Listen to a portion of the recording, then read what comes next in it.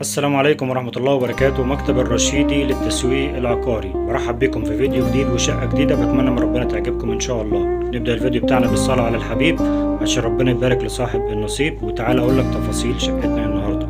شقة 125 متر صافي، 3 غرف وريسبشن. الريسبشن زي ما حضرتك شايف كده يشيل قطعتين كويسين، مساحته كويسة جدا، بلكونة على الشارع. البلكونة دي شايفة البحر كويس جدا.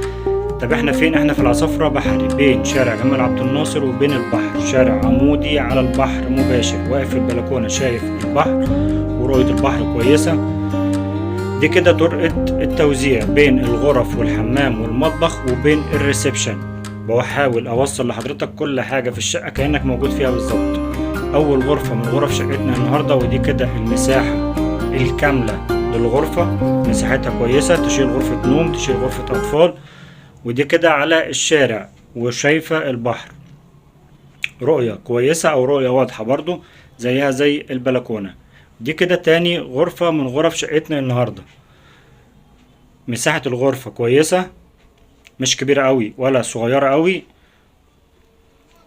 تشطيب طبعا زي ما حضرتك شايف، الشقة مش محتاجة مصروف خالص، لكن بنقول في أذواق، ممكن حد يعوز يغير حاجة دي ذوقه. دي بلكونة جيب على الشارع برضو العمومي. دي كده مساحة الغرفة من كل الاتجاهات. دي كده طرقة التوزيع. طبعا التشطيب زي ما حضرتك شايف. دي كده غرفة النوم الأساسية أو الغرفة الكبيرة في الشقة، أكبر غرفة. مساحتها ما شاء الله كبيرة جدا ممتازة. الغرفة دي على منور، بلكونة جيب على منور، لكن هي مساحتها ممتازة جدا جدا. الشقة موقع مميز جدا، مساحة كويسة معقولة، مش كبيرة قوي ولا صغيرة قوي، لكن مساحتها معقولة. وكده حضرتك تقريبا شفت الشقة بالكامل. أقول لك على تفاصيل شقتنا النهاردة. شقة معروضة للبيع في اسكندرية العصافرة بحري، شارع عمودي بين جمال عبد الناصر وبين البحر مباشر. الشقة شايفة البحر كويس جدا، شايفة جمال عبد الناصر كويس جدا. الشقة مباني حديثة، مباني 2012، مدخل ممتاز شيك جدا، واجهة وعمارة ممتازة. العمارة 18 دور، احنا هنا في الدور الرابع.